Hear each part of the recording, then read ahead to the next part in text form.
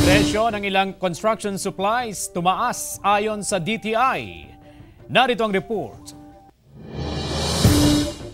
Napapanahon ang pagpapatayo ng bahay ngayong panahon ng tag-init, pero napansin daw ni Jason na tumaas din ang presyo ng mga construction supply. Ito raw ang balakid sa mga katulad niyang gumagawa ng bahay. Medyo kamahalan po ngayon ng yung mga materials tumaas po. Yung sa iba mga 20 pesos, 10 piso yung mga iba.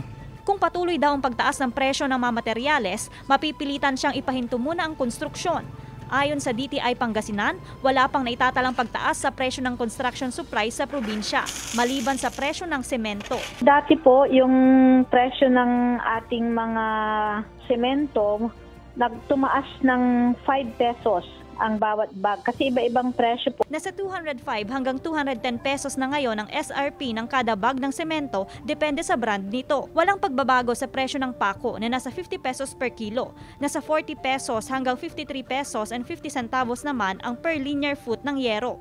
Mananatili pa rin umano ang monitoring ng DTI sa posibleng pagtaas pa ng presyo ng construction supplies ngayong nararanasan ang mainit na panahon na tinatawag ding construction month. Yung mga truck kasi nakapila sa planta, siyempre pag tumatagal yung pila, nag-i-incur din ng additional expense yung mga retailers natin. Kasama si Henry Dumincil, Joan Punsoy, Balita Miyanan.